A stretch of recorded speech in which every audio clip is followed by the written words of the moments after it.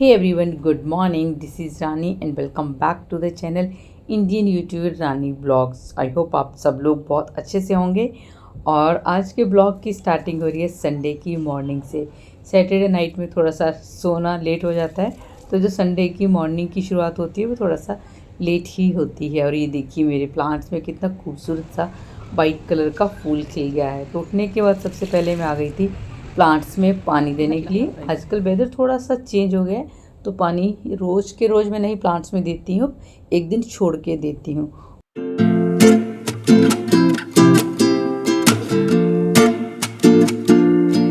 उसके बाद चलिए अब आ जाते हैं किचन में। ब्रेकफास्ट बनाएंगे, तो ब्रेकफास्ट बनाने से पहले मैं यहाँ पे दूध रख दूँगी बॉईल होने के लिए, और साथ में थोड़ी सी लंच की प्रिपरेशन भी कर दूँगी, क्योंकि अब क्या है फेस्टिवल सीजन स्टार्ट हो रहा है और 3 से 4 दिन बाद नवरात्रि भी स्टार्ट होने वाले हैं। आज जब मैं इस वीडियो का वॉइस ओवर कर रही हूँ, इसको अपलोड करूँगी, उस दिन है थर्सडे यानी कि फर्स्ट नवरात्रा। तो इस वीडियो की एडिटिंग ना मैं कर ही नहीं पाई, इसलिए अपलोड करने में काफ़ी लेट हो गई। तो सबसे पहले तो आप सभी को नवरात्रि की ढेरों शुभकामनाएं। माता रानी का आशीर्वाद सब पर बना रहे और माता रानी सबकी जो मनोकामनाएं होती हैं ना वो पूरी करे। तो यहाँ पे मैंने लंच की प्रिपरेशन भी करके रख दी है। राजमा को मैंने अच्छे से वॉश किया और उसके बाद इनको मैंने रख दिया है भिगो के। अब कर लेते हैं ब्रेकफास्ट की भी थोड़ी सी प्रिपरेशन। तो यहाँ पे मेरे पास जितने भी वेजीज रखी हैं वो सब मैं कट कर लूँगी, क्योंकि बेस्ट सैंडविच ही बनाने वाली हूँ। तो यहाँ पे मैंने टमाटर, प्याज, खीरा और साथ में ले लिया है मैंने कैप्सिकम, और बस यही सब्जियाँ थी। तो प्याज वगैरह मैं अच्छे से डाल लूँगी, क्योंकि अब नवरात्रे स्टार्ट होने हैं, मतलब जो संडे को मैं कट करी उस टाइम पे। तो जो प्याज है इसको मैं सोच रही हूँ ख़त्म कर दूँ, फिर इसके बाद प्याज नहीं मंगवाऊँगी, क्योंकि नवरात्रे में फिर लहसुन प्याज की नीड तो नहीं होती है और ना ही कोई इस्तेमाल करता है उन दिनों में। तो ख़त्म ही हो जाए वो ज़्यादा बेटर है। और यहाँ पे बस जितनी भी वेजी हैं ये सब मैंने कट करके चॉपर में डाल दी। अब इनको एक साथ में कर लूँगी चॉप। आज ना मैं सोच रही हूँ कि थोड़ी सी क्लीनिंग फेस्टिवल की अब स्टार्ट की जाए, इसलिए पहले जो किचन का मेरा ब्रेकफास्ट का काम है वो फटाफट से अभी ख़त्म कर लूँगी। तो अब मुझे थोड़ा थोड़ा करके करनी है अपने घर की क्लीनिंग स्टार्ट, क्योंकि फेस्टिवल के टाइम पे ना काम जो होते हैं क्लीनिंग के वो उतने ही बढ़ जाते हैं। और स्पेशली दिवाली के टाइम पे तो पूरे घर की ही क्लीनिंग होती है, शॉपिंग, क्लीनिंग, ये सब काम मतलब होते ही हैं। तो ब्रेकफास्ट यहाँ पे बन चुका है। सैंडविच मैंने बना लिए हैं, चाय पहले ही बना ली थी। अब सबको ब्रेकफास्ट सर्व करती हूँ और हम सब करेंगे अब ब्रेकफास्ट।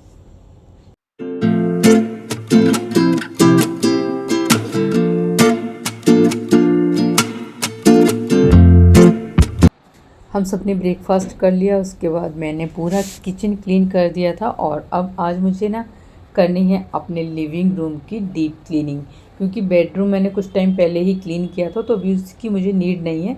बस उसकी हल्की फुल्की क्लीनिंग मुझे करनी पड़ेगी, वो मैं दिवाली के आसपास ही करूँगी।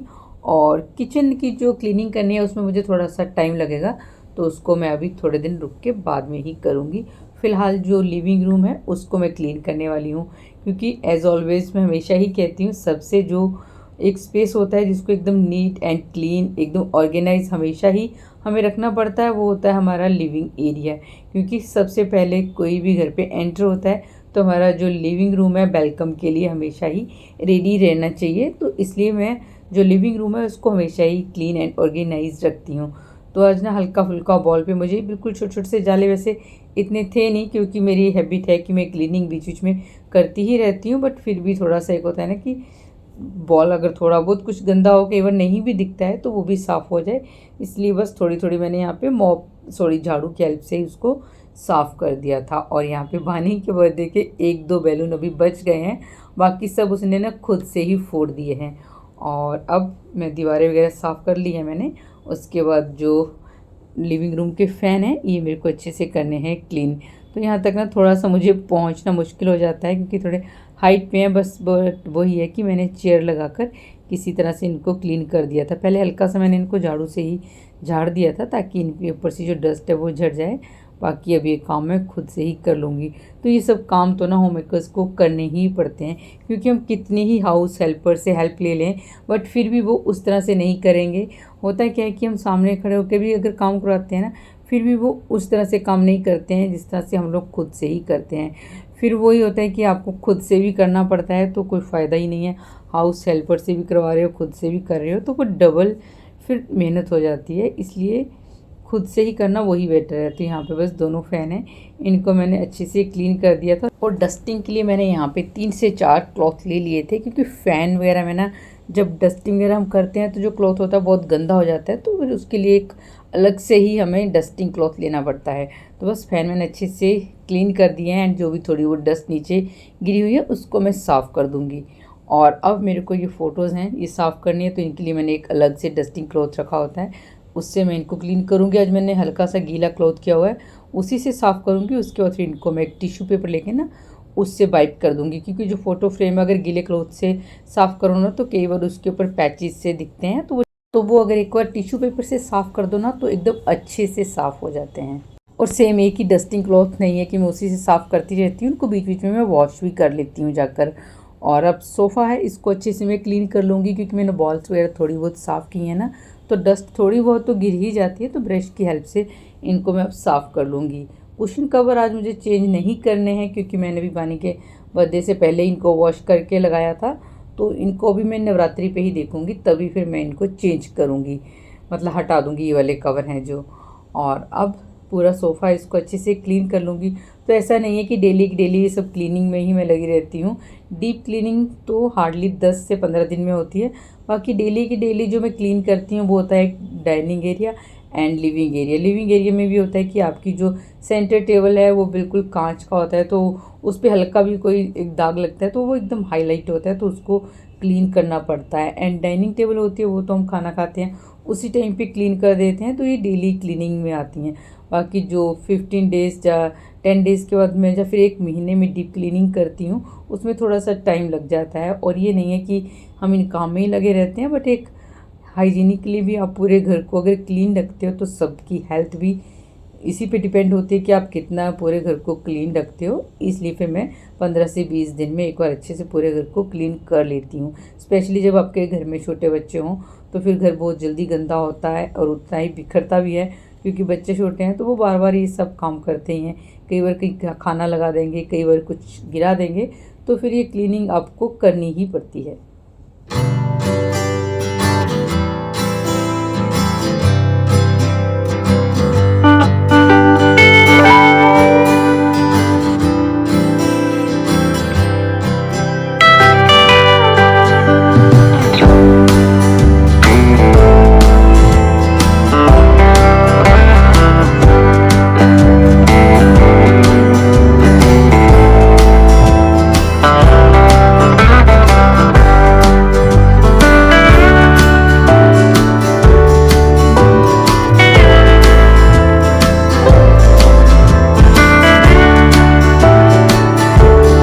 और अब जो मेरी ये फुटवेयर की वार्डरोब है, यानी कि शू रैक है, इसको भी मैं अच्छे से क्लीन करूँगी और कॉलीन से ही मैं इनको साफ़ कर रही हूँ। वैसे मैंने पूरी जो वार्डरोब है ना, ये अंदर से सारे स्लीपर वगैरह जो भी फुटवेयर है मतलब बाहर निकाल के अच्छे से क्लीन कर दी थी, बट अभी थोड़े बहुत जो अरेंज करने वाले थे वो सब मैं अरेंज कर दूँगी। वैसे भी ना मैंने कहीं पढ़ा था, जहाँ पे सुना था शायद, कि नवरात्रि से पहले पूरे घर की क्लीनिंग करनी चाहिए, और साथ में जो भी हमारे पुराने मतलब रद्दी कबाड़ ये सब बेकार चीज़ें होती हैं यूज़लेस, वो घर पे बिल्कुल भी नहीं रखनी चाहिए। लक्ष्मी पूजन होता है नवरात्रि में, माता रानी आती हैं 9 दिन, तो उनके वेलकम के लिए हम लोग पूरे घर की अच्छे से क्लीनिंग करते हैं, क्योंकि कहते हैं ना जहाँ पे जितनी साफ़ सफाई हो उतनी ही लक्ष्मी वास करती है। अब लक्ष्मी वास करने का मतलब ये नहीं कि घर पे पैसा ही आ रहा है, घर जितना क्लीन रहेगा उतने ही घर में एक पॉजिटिव वाइब आएंगी, सब खुश रहेंगे, हेल्दी रहेंगे, तभी फिर घर पे लक्ष्मी का वास भी होता है। तो सबसे मेन एक हम लोग जो मानते हैं, शुरू से मान्यता वो यही होती है। ऐसा नहीं है कि एक सुपरस्टिशन फैलाने की मैं बात कर रही हूँ कि ये सब इसलिए करना चाहिए, बट वो ये घर की जो क्लीनिंग है, जितना अगर आपका क्लीन रहता है उतने ही आपके अंदर ना एक पॉजिटिविटी रहती है, आपका हर एक काम को अच्छे से करने का मन करता है, एंड हर एक चीज़ को साफ़ सुथरा देख के ना आपको अच्छा भी लगता है, रिलैक्स फील होता है, एंड मूड भी हैप्पी रहता है। वहीं आप एक बार देख लीजिए, पूरा अगर आपका अगर गंदा हो, पूरे घर में मैस फैला हो, तो देख के नेगेटिविटी आती है, इरिटेशन सी होती है, एंड जो मूड है वो ऑटोमेटिक आपका अच्छा नहीं रहता है, इरिटेशन सी ही रहती है। तो बस एक जो मुझे सबसे एक लगती है स्टिक बात, वो ये कि घर को जितना हम क्लीन रखते हैं उतना हम लोग पॉजिटिव रहते हैं, हैप्पी रहते हैं एंड अपने हर एक कार्य को ना अच्छे से कर पाते हैं। तभी फिर घर पे आपके कहते हैं सुख समृद्धि एंड लक्ष्मी आती हैं। तो बस मैंने पूरा जो घर है उसकी अच्छे से क्लीनिंग कर ली है।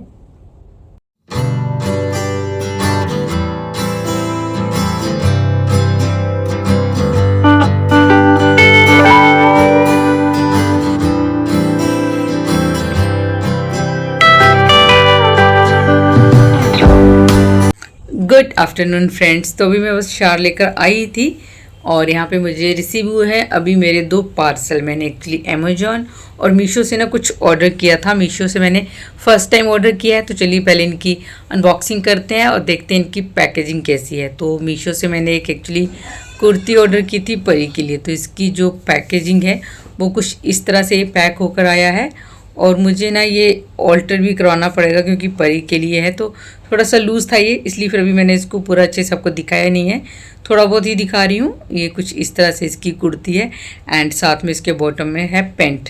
तो इसको अच्छे से ऑल्टर जब मैं करवा लूँगी ना फिर उसको पूरा आपको लुक इसका मैं तभी दिखाऊँगी। और साथ में अमेजोन से मैंने मंगवाई है एक लिपस्टिक मामाअर्थ की।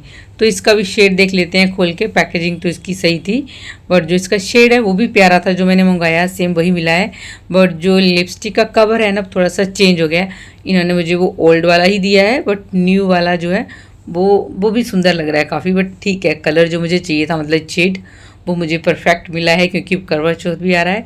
तो बस थोड़ी बहुत शॉपिंग इसलिए करना स्टार्ट कर दी थी। और यहाँ पे ना बानी ने आज पहन लिया है मेरा ऑफिस का आई कार्ड। मतलब जब मैं जॉब करती थी उस टाइम का आई कार्ड उसको आज पता नहीं कहाँ से मिल गया है। मैं उससे मांग रही थी बट वो वापस ही नहीं दे रही थी। इस कंपनी में लिखा है। और अब लंच बना लेते हैं। तो लंच के लिए राजमा तो मैंने नहाने जाने से पहले ही बॉईल होने के लिए रख दिए थे, क्योंकि जब तक फिर अपना शावर वगैरह लेके आते हैं ना उतनी देर में राजमा वगैरह बॉईल हो जाते हैं, तो काम एक इजी सा हो जाता है। आप आके फटाफट से उसको फ्राई कर दो। तो यहाँ पे मैंने मिक्सी में वही प्याज टमाटर और लहसुन वगैरह को एक साथ ही ग्राइंड कर लिया था। बस अब मुझे यहाँ पे राजमा फ्राई करने हैं। साथ में राइस मैंने रख दिए हैं पकने के लिए। और बानी और भरत मार्केट गए थे ना, तो आज कच्चा वाला नारियल लेके आ गए थे, तो उसी को बाहर बालकनी में बैठ के ये अभी उसको फोड़ रहे हैं क्योंकि उसकी बनेगी नारियल की चटनी। तो आज का जो लंच है वो बन रहा है राजमा चावल साथ में नारियल की चटनी। मतलब साउथ प्लस नॉर्थ का एक मिक्सचर फूड बन रहा है। तो नारियल की चटनी वैसे भी क्या होता है, अगर इडली वगैरह बनाओ ना तो बच्चे फिर इडली नारियल की चटनी के साथ भी खाना पसंद करते हैं। तो यहाँ पे चटनी है उसको मैं थोड़ी सी मतलब उसमें चना दाल वगैरह ऐड करके थोड़ी सी ज़्यादा क्वांटिटी में बना के रख दूँगी। और राजमा है यहाँ पे मैंने कर दिए हैं फ्राई। और अब कोकोनट है वो भरत ने वॉश वगैरह करके रख दिया है, बस उसको भी मैं साथ के साथ ही अब मिक्सी में ग्राइंड करके उसकी चटनी बना के रख लूँगी। हाँ, इसकी रेसिपी आपके साथ पक्का शेयर करती हूँ। सबसे पहले यहाँ पे नारियल ले लिया है मैंने, उसमें थोड़ी सी डाल दिया मैंने चना दाल, उसको हल्का सा रोस्ट किया था। अब डाल दिए हरी मिर्च, थोड़ा सा हरा धनिया, थोड़ी सी नमक टेस्ट के अकॉर्डिंग एंड साथ में डाला है इसमें दही 3 से 4 चम्मच ऐड करने हैं और थोड़ा सा डाल देना है पानी। अब इसको कर लेंगे ग्राइंड। मिर्ची आप चाहे तो इसमें साबुत लाल मिर्ची भी डाल सकते हैं, बट ऊपर से तड़का लगाना होता है ना लाल मिर्ची का, तो इसलिए मैंने हरी मिर्ची ही डाली थी। अब चटनी बनने के बाद यहाँ पे मैंने मस्टर्ड ऑयल में थोड़ी सी सरसों के दाने डाले थे, लाल मिर्ची डाली थी और इसका ऊपर से लगा दिया है चटनी पे तड़का। साथ में कड़ी पत्ता हो तो चटनी का टेस्ट तो और दुगना हो जाता है। मेरे पास था नहीं इसलिए मैंने सिंपल सरसों के दाने और सूखी लाल मिर्च उसी का तड़का लगा दिया था। तो चटनी है उसको भी मैंने बना के रख दिया। अब यहाँ पे सैलेड वगैरह है ये भी कट कर लेती हूँ, तो सैलेड भी मैंने कट कर लिया। अब लगा लेते हैं लंच और फिर बच्चों को और सबको करते हैं लंच सर्व। तो चलिए इसके साथ ही आज के ब्लॉग का यहीं पे करती हूँ एंड। वीडियो अच्छी लगी हो तो प्लीज़ वीडियो को लाइक, साथ में चैनल को सब्सक्राइब कर देना। आपसे फिर मिलूंगी एक न्यू ब्लॉग के साथ। Till then bye bye, take care and जय माता दी।